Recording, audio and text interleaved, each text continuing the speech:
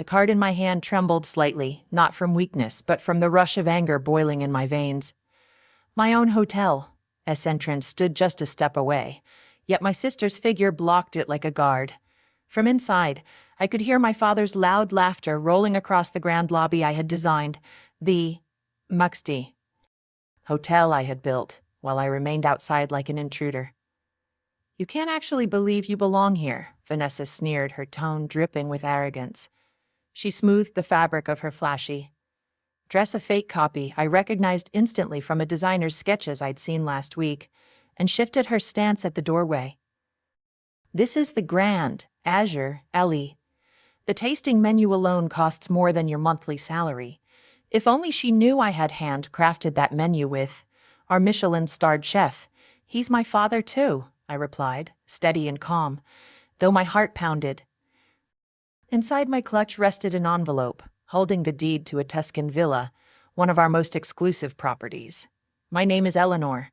I'm 38 years old, a hospitality entrepreneur. And this is how I claimed back the seat they tried to steal from me." Mom soon appeared behind Vanessa, her voice sharp, cold. "What are you doing here? We were clear, you shouldn't come." "Don't embarrass us," her words cut, but I didn't flinch. Not when I just signed a $100 million expansion yesterday. Not when my hotel group spanned 3 continents. They still saw me as the daughter who had abandoned the family's accounting firm, the girl my father once mocked. "No daughter of mine will be a glorified waitress." They never knew that so-called waitress now owned 35 five-star hotels, with resorts and restaurants spread worldwide. Vanessa laughed cruelly. "What did you bring?" "A gift card, something cheap from the mall." My mother's eyes lingered on my clutch. To her, it was plain. In truth, it was handmade Italian leather worth more than Vanessa's car. I stayed quiet, though inside I thought of my penthouse in Manhattan, my private jet, my rare cars, all things they would never imagine belonged to me. "Go home," my mother insisted. "You can't come in. This is for important guests." She listed their names proudly: lawyers, bankers. I smiled to myself. Each one of those important guests depended on my company. Their firms leased my properties, their banks requested my loans, their families begged for my exclusive memberships. Vanessa crossed her arms.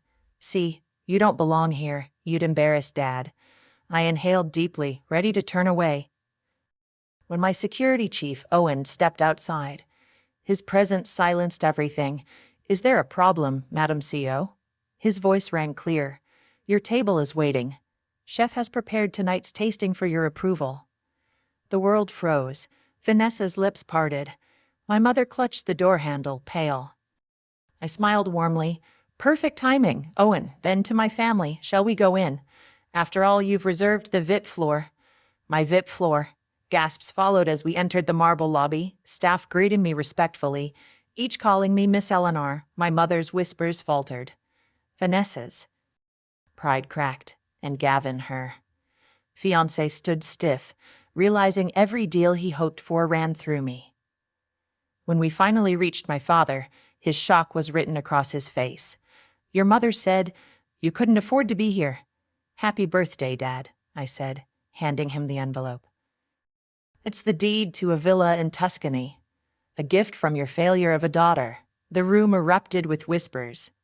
Lawyers begged for meetings, bankers pleaded for loans, investors flocked to my side. Meanwhile, my family sat, silent, broken, small. Later that night, my father found me on the terrace, staring at the skyline. "I was wrong about you," he whispered. "Yes," I said softly. "You were." I didn't need his apology anymore. I had built my empire without him, without their belief. Tonight, I finally claimed my place. Not as the forgotten daughter, but as the woman who owned it all.